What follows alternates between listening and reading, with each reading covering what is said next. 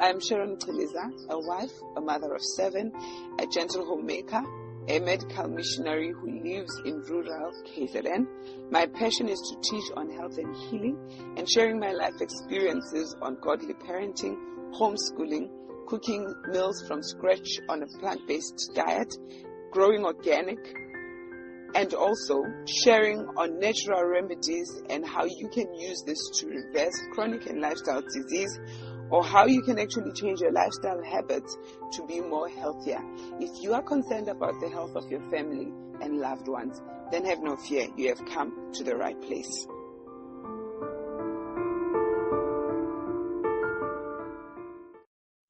I'd like to interrupt this podcast to tell you a little bit more about today's sponsor, which is Abundant Living Wellness Center. If you are struggling to fall pregnant due to infertility, or you do fall pregnant, but you struggle to carry the pregnancy full time, you miscarry your pregnancies, then you have to know about the LWC Wild Yam Cream. You have to try it. LWC Wild Yam Cream is not just a cream for women going through menopause, but it also helps with those suffering with painful irregular periods and all things reproductive. It has become a phenomenon. Women who have used it can't stop talking about it or telling other women about it. LWC, the company that makes the Wild Yam Cream, is dedicated to making women's lives easier. That means using organic ingredients that come from natural herbs that will not have adverse effects, proven to work for women. They make no compromises when it comes to quality, and it shows. LWC Wild Yam Cream contains herbal extracts called adaptogens. Now here's the beauty of adaptogens. They help the body adjust to stressors like chaotic hormonal changes due to changes caused by synthetic hormone-laden foods, cosmetics, clothing, and environmental factors we may have no control over. Any woman who has these symptoms of a hormonal imbalance can take it, but it's just so perfect for the women who wish to hold that bundle of joy in their hands but have been struggling to conceive or to carry through their pregnancy to the end. LWC Wild Yam Cream can help with all those things, and the biggest benefit is feeling like myself again. That's what most women mention over and over again in their reviews for the Wild Yam Cream. For a limited time, you can get 20% off your first order when you order and mention Sharon Chiliza Podcast in a message following your order. To order, get the LWC WhatsApp business number on the description below. Hello everybody and welcome back to our show. It's been quite a while since I last posted. There's just been some challenges that just made it a little bit hard for me to actually record and post. But I am back, and I hope that I am back permanently. I don't foresee anything stopping me. But as life happens. But I hope that this will still be beneficial to everybody who has been listening, and that you will come back and we continue together. So I decided to do this podcast because I'm currently preparing for a cooking training, an online cooking training that we're about to do. And I thought to give females reasons why you need to actually learn how to cook and cook from scratch each and every meal that is served in your family. A lot of people will think, oh, that's just too much work. Who has the time for that? But there's a reason behind why I do this. If I had it any different, I would choose to do it differently. But the reasons are so strong, they far outweigh the reasons why not to. And I want to share those reasons with you today. And that's the reason why I decided to title this podcast, as you see it, the discipline. It's a discipline of preparing from scratch meals each and every day. And maybe for those who do not know me, we are on a plant-based diet as a family, and as you listen to the song at the beginning, we live in the rural, out in the country, and the whole purpose or the whole reason why we moved to the country also, it's for this reason. One of the reasons why we moved to the country is so that we are able to grow our own food, be independent, and then be able to cook from scratch the food that we eat, and you know exactly what you're putting in your body. So I sort of highlighted a bit some of the reasons why we do this. But let me just take it a little bit way back. when you read in the Bible and you hear about the pair that originally was here on earth before sin was, it was Adam and Eve. If you read the story of how they were created, were the supermarkets? Nope, they were not. Were the pharmacies, where if they fell sick because of the food that they bought from the supermarkets, were the pharmacies that they would go to actually buy medication to medicate themselves? No, they were not. Everything that they needed for life, for sustenance, for healing was in the tree, was in the garden. And that is the food they needed. And the Bible says that God also made the tree of life, meaning that was their pharmacy, their healing. The healing was coming from a tree, the leaves, the fruits thereof. I don't know exactly which parts of the tree they focused on the most, but I do know that in the book of Isaiah it says that when we get to heaven, we are going to eat the fruits and the leaves for the healing of the nations. So that's what they would eat, the tree of life. And God forbade them from partaking of the tree of the knowledge of good and evil. So I always take my premise in terms of what we are to eat based on this. God gave them, put them in the garden, and there was a variety of fruits, nuts, seeds, grains to actually partake of. Vegetables were not there yet. Story for another day. But, they had an abundance of that. And then they also had the tree of life for longevity, for healing, you name it. Then they also had the tree of the knowledge of good and evil, which would introduce, God said to them specifically, if you eat of this, you shall surely die, which would introduce what? Decay. Now I get a lot of people who mention things like, oh no, every tree or every herb that grows out, God made for us, we can partake of. No. Everything that God made had its own bearing and it had its own consequence when you partake of it. So your responsibility is to find out that if I eat of this tree, will I be embittered or will I get sick? If I eat of this one, will I be embittered or will I get sick? So not all trees and not all herbs are healthy. I'm already trying to debunk some myths that are out there, especially around things like marijuana and anyway. So I'm coming back to this week's topic. That was the original design. No supermarket, no factories to process the foods, none of that. They just picked it from the tree, ate it as that. There were no kitchens, there were no stoves. They just picked it from the tree or from the garden and ate it as that. It was a perfect plan by God. I can't wait for that time because I just think that, because of sin, I spend more of my time in the kitchen than any other place. Not that I'm complaining and not that I don't love it. It has its own benefits. But I do recognize the fact that if things were as they were in the beginning, I would have more time to do other things that I love doing even better than cooking. And that is travel. Then I know I'll travel anywhere in the world and just pick a fruit, pick this and eat it raw as it is. No need to cook it, no need to warm it, no need to thaw it, no need to change it. I would just eat it as it is and I would enjoy it. Sadly though, because of sin, we now had the responsibility of picking it up, preparing it and turning it into something that is edible. There are still some that you can pick as they are and eat as they are and still enjoy it. I know of a lot of people who are on a raw diet. They say you can just pick it and eat it, but they too have to process it in some way. I was on a raw diet for quite a while. To make raw bread is a mission. You need some equipment. You need a dehydrator, to make raw soup. It's a mission in itself. To make a smoothie, you need a blender and you need to know how to combine the right quantities so that it actually comes out tasting really good. So because of sin, we've just had this added layer of complexity in terms of how to take that food and transform it into something edible. And that's where we are. Now, there are other people then, I don't want to say they were intelligent, but they took advantage of the process of actually making food in the kitchen, and they said, because of sin, people became lazy, and perhaps some other women, because their hearts were not sanctified and they're not allowing themselves to be sanctified by Christ, who will allow you to actually enjoy the responsibilities that He's given you as a woman, even in the kitchen.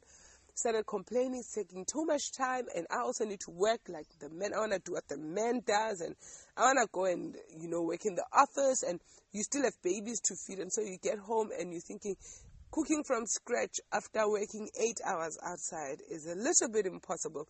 And so in came in the factories, and they started processing foods for us. Now, the process of turning these foods into something that's edible, but that will permit this food to stay for long without it rotting, is what introduced into the food pot chemicals. And this is the biggest trouble we've actually are encountering. The reason why so many people are struggling with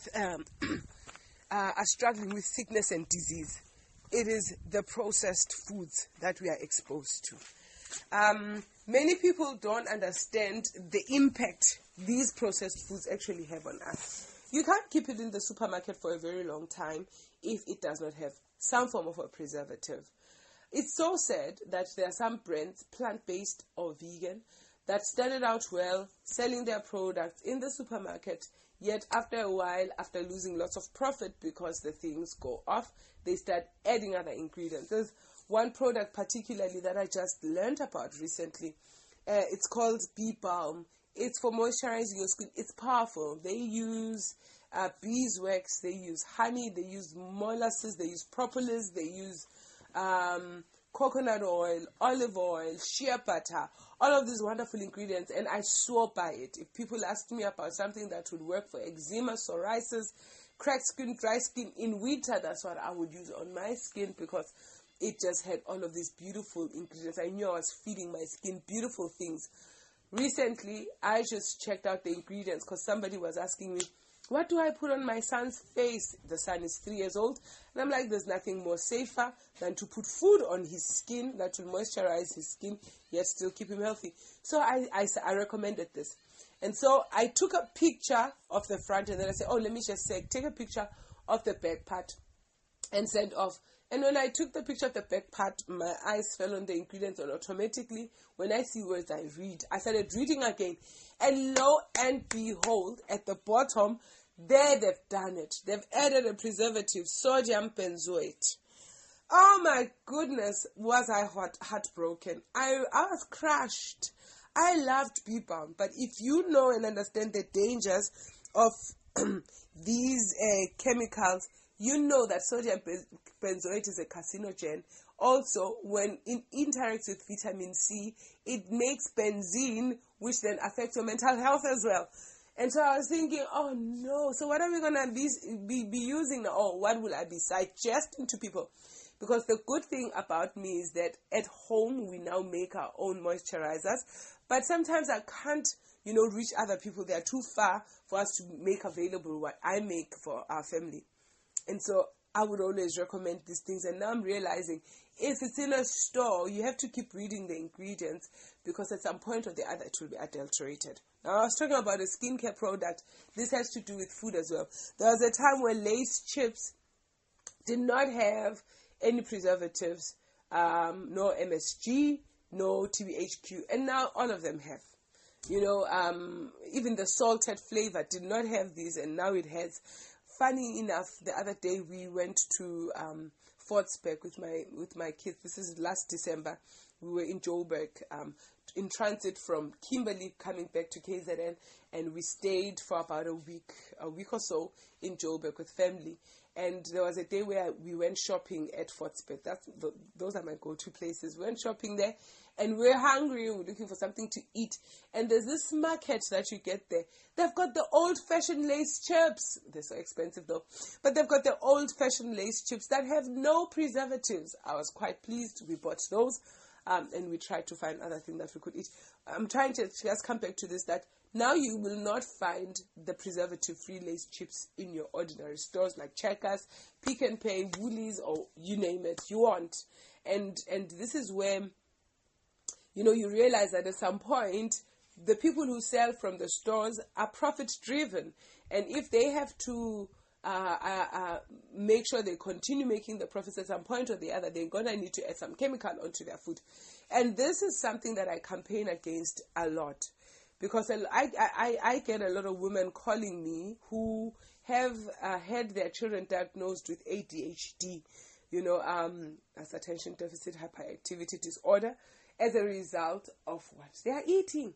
Well, they don't know. They don't put the dots together. They are telling me, they say he's hyperactive. I know him. He's just so jittery. He's always so busy. He's very intelligent. It's just that he just can't pay attention and he can't sit still and he can't focus on one thing. It's the food. It's the food. It's the food. It's in the food. If they're eating a lot, if 80% of what you're feeding your family is from the store, then 80% of what they're eating is chemicalized. It's got the E numbers, and all of these E numbers, as they are being ingested in the body, cause various diseases, from your chronic disease like your sugar diabetes, high blood pressure, and you name it, to your mental diseases now, depression, anxiety, bipolar disorder, ADHD, ADD, autism. Yes, autism. I've had parents with autistic children where when they transition over to the plant-based diet, the children get better and better. And so that's part of the reason why I encourage mothers and fathers to consider cooking from scratch, because if it's from the store and there's an ingredient you don't even know how to pronounce its name, if you check it out online, it's got so many side effects. Why would you want to put that into your body? I mean, we say things like garbage in, garbage out. You are what you eat. But we still don't check what we eat. We're not sure of majority of what we're putting into our mouths. All we care about, I mean, the criteria for us nowadays is, does it taste good? Does it make me feel good? And that's it. How it affects me in the long run is not a factor we ever consider. And that's the reason why we're having so many people who are sick in the world. So that's the first reason why I would say cook from scratch, is that you want to avoid these processed foods. Now, the second reason why I would say cook from scratch is you want to avoid genetically modified organisms. These genetically modified foods actually tamper with our genetic profile. I mean, as we come out of 2020, COVID with the vaccines, and what we learned about the vaccines and how they are so dangerous and what they do to us. And if you do not know about the dangers of vaccines, please just comment below, and perhaps this is another idea, another podcast idea. I actually need to do a podcast on vaccines. But please, if you are interested, please just comment and let me know whether I should do a podcast on vaccines. Let's just see how many people are interested in that, because there are more vaccines coming out that are more deadly than the one that was brought out during COVID. Anyway, with all of these genetically modified organisms, they actually work at a DNA level where they change who you are. Principally, they change your genetic profile. They change your DNA. And this is also true to be found about vaccines as well. And what they have found is that what they've decided, the powers that be, that decided that they are gods here in this world, and they decide how many people should live and how many should die, and how they can stop reproduction, and how they can, control the food space, control nature, control everything. They've decided that if people don't want to take vaccines by injection, by going to the medical centers that they've created as a result of the food they are feeding us from supermarkets that cause us to be sick, so that we need the clinics. By the way, just want to pause here a little bit on this one. If you remember, there was a time, and I'm talking to South Africans, I don't know about other people, when I was very young, in the 80s, there were fewer clinics and fewer hospitals. So were there fewer malls and fewer supermarkets. And there were fewer things bought from stores, more things taken from the garden. My mom, even though we still lived in the city, I was born and grew up in Orlando East, my mom had a very thriving garden. We had carrots, beets, spinach, turnips, you name it. The garden was always, and the yard was very small, but my mom used to bring out so much food from that. We just primarily ate from that garden. And we also had fruit trees. If you remember, do you remember that beautiful time where black people had fruit trees in their small scaftini yards in the location? We had apricots and peach trees and nectarines and avocado trees. Yes, in Soweto there were avocado trees. It's unbelievable. Apple trees. I remember in my yard we also had apple trees. We had peach and apple, the red apples. Those apples were nice. I remember I used to love playing on that apple tree. We made a swing there, and there was a time where I left my school uniform, my gym dress. We used to call it gym dress, but it was the dress that you would wear. It was a black dangari. Was it called? No, it was gym dress. A black one with the pleats that you would tie with a woolen belt. And I left it there. I don't know why I took it off. I don't know, but I left it and somebody stole it, and I got a beating for that. But it was on that swing, on that apple tree. And so even though there were things that were bought, but majority of what we ate still came from the soil. Now you go to Soweto, there's hardly a fruit and vegetable garden. They've got beautiful gardens. They've got green lawns. They've got flowers. They've got this, but there's no food gardens. And so our children don't even know, a survey was done and children were asked where do apples or where do tomatoes come from. And the children replied and said, from ShopRite, not from the garden, because they haven't seen a garden. They've never seen a tomato grow. They've never seen an apple grow from a tree. They've never seen the tree bloom and the flowers come out of the tree. They don't know that beautiful magic has been stolen from our children. And all this in the name of making our lives easier. But I'm coming back to the genetically modified foods. So they said that if people don't want to get the vaccines from the clinics that they've created, what they will then do is they will put on the seed the vaccine, whatever vaccines they want to put in, and as it grows, the tomato will grow already with the vaccine in it, and as you partake of that tomato, it will change your genetic profile. This is not conspiracy theory. It's out there. They are talking about it. Bill Gates is talking about it. They're not even lying, mincing their words about it. It's all out there. And they are so proud about it. It's more like there's nothing you can do about it. And this seed has spread so much. I was so discouraged the other day. This is 2 weeks ago. My uncle's wife tells me that they just went to buy some sweet potatoes from these local farmers. You remember I mentioned we're in a rural area in KZN.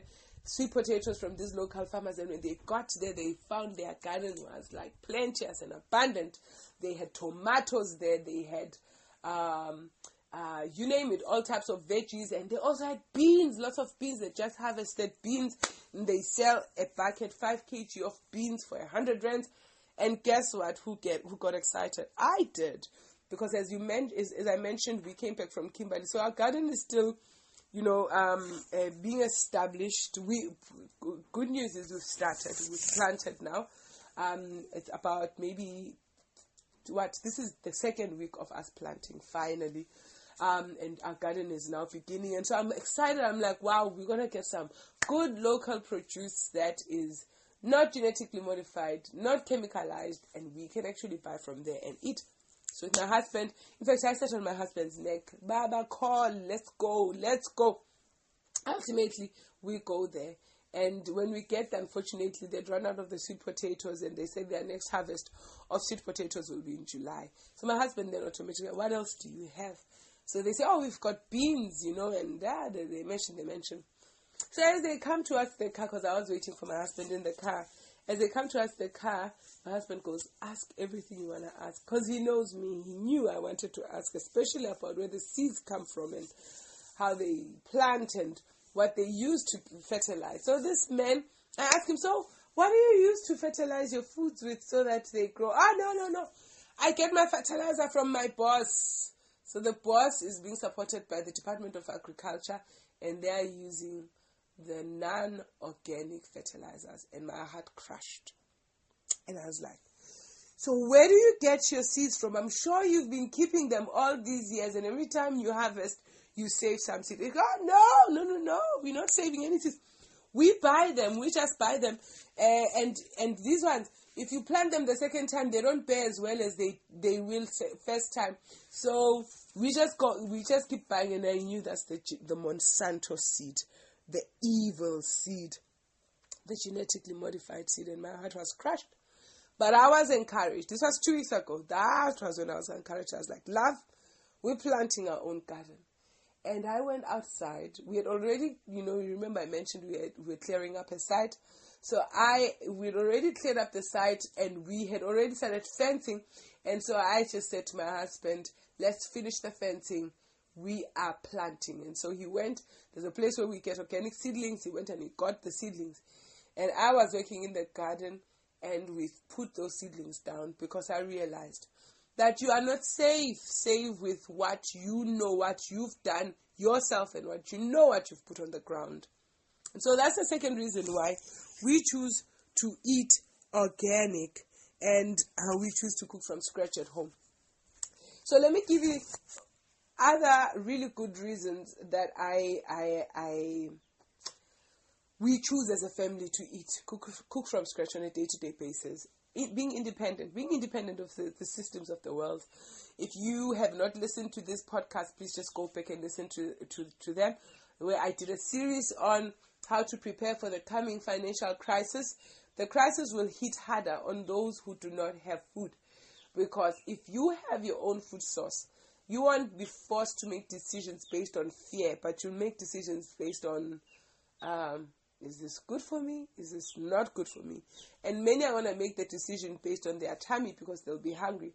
So we choose to eat from scratch because we want to plant our own food and be independent and create an independent system where we have our own food and we're not dependent on supermarkets and the genetically modified produce that's available all over South Africa. The second reason is we want to grow. We want to learn skills that the olden day people had. Do you know that through gardening, if you read in the Bible, through gardening you get to understand God better, your relationship with Him grows even more. Do you know that through gardening you actually get to understand how the world works better? One of the best scientists in the world are people who loved gardening. The one I can actually think of at the moment is, his name runs away a bit, but they call him the Peanut Man. He's a black man who created over 400 different products just from the peanut. And he was asking God, Lord, show me the capacity or the capability of the produce that you've given us. And God said, give me a veg, give me a fruit, give me one thing and I'll teach you from it. And he said the peanut, and it's George Washington D. Carver. And he said the peanut, and from the peanut, George Washington D. Carver produced over 400 different types of products. So there's just so much. There's growth, there's land, and I want to do that. I don't know which one I want to choose. But I want to do that as I work in the garden. I want to learn the different types of foods and decide which one is my favorite. And then I'm going to be like, Lord, show me what I can get from this one thing. But I'll tell you this, we've got granadilla trees that are bearing. And from those granadilla trees, before, I used to think, what more can you do with the granadilla than just toss it and add it into a smoothie? But we are doing so much more with the granadilla now than I ever thought we could ever do. So that's another thing that I love and I'm looking forward to. And then the other one is I want for our family to thrive, be healthy, to have healthy bodies and healthy minds. I'm a plant-based nutritionist and I'm always dealing with people who are not well. And, learning, I just had a call from someone who was with us in Kimberley who wished to do medical missionary training. And they just expressed that, about a week ago when they went to the doctor, they were diagnosed with type 2 diabetes. And I know that will never happen to any of my family members because of the knowledge we have and how we eat.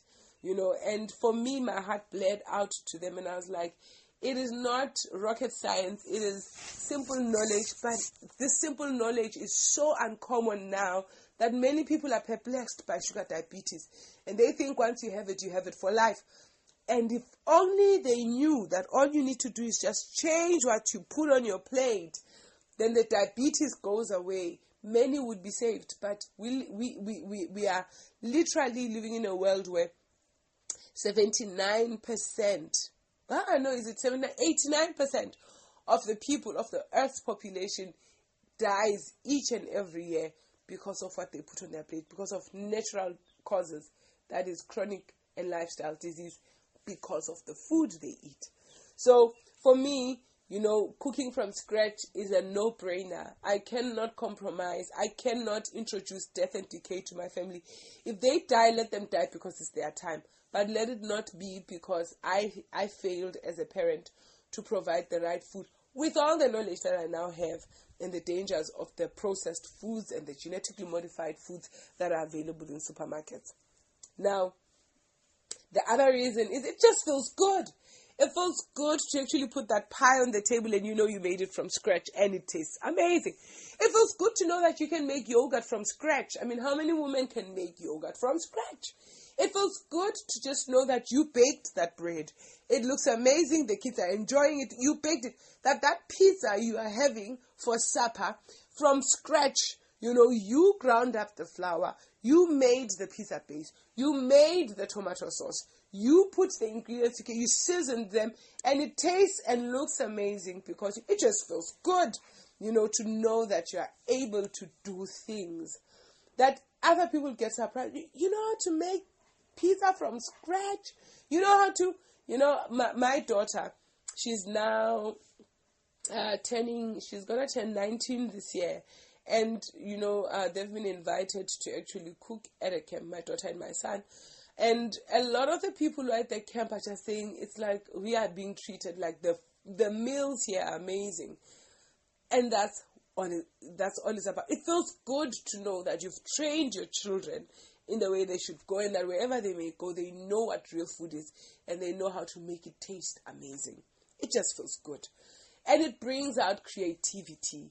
I mean, this morning I was thinking and I was just looking through date biscuit recipes, and then I saw this other lady made this beautiful pattern. I was like, that is nice. I'm going to try that, but with a different recipe. And so it just sparks up creativity, and then you try things, you do things. And this is what people can look forward to, that in the cooking trainings we offer, we are just going to tickle your brain so that you start thinking outside of the box and you become creative. And last but not least, God says so. God made these foods so that we can prepare them and enjoy them. He said that even to the children of Israel as he gave them manna. He says that collect the manna, and he says beat it, bake it, do whatever that you can with it to prepare it so you enjoy it.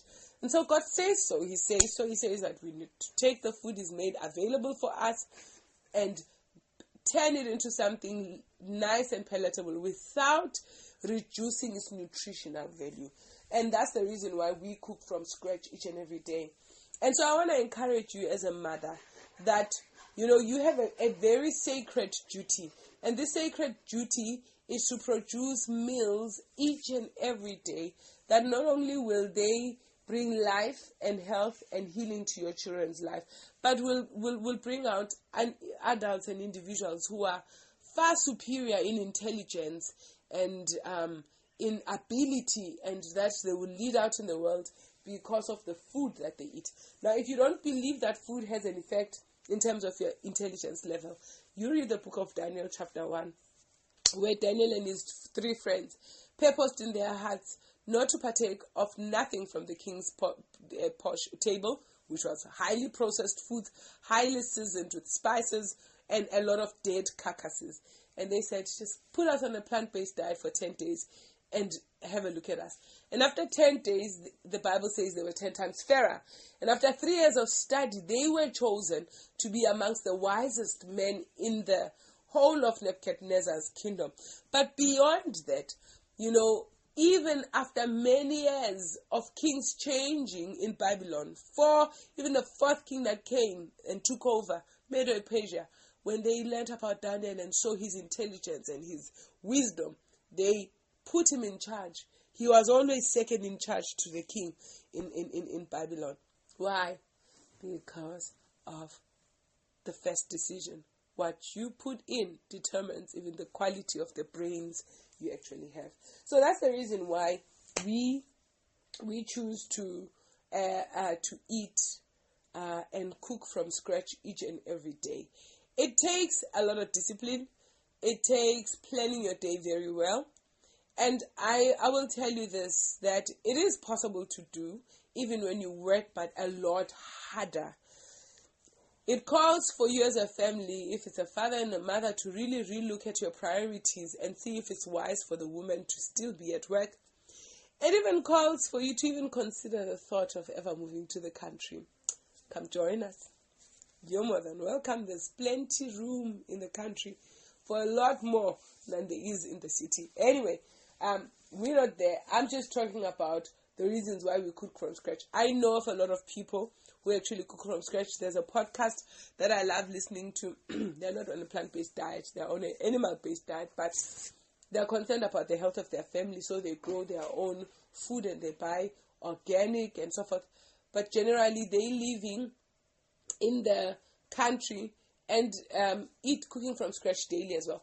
Okay, the point I was getting to is that there's a time where she was running a podcast that why you want to live as if you are in the country and you want to shop as if you want to cook and eat as if you're in the country. And she was giving these reasons, and the reasons were health related. There's just so much more that can make you sick available out there than there is that will keep you healthy.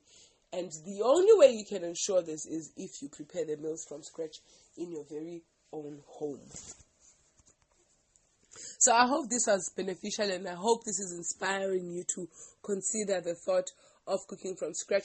I'm going to do another podcast now and just share with you what's in my pantry. What is in my from scratch cooking pantry, plant-based pantry?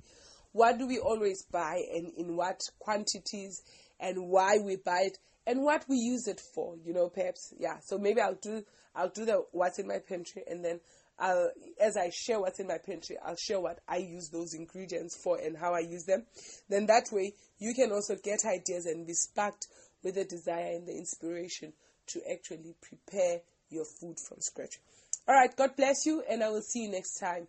If you liked what you heard, it's your duty and responsibility to share and comment and like, because when you share, you're spreading the good news all over.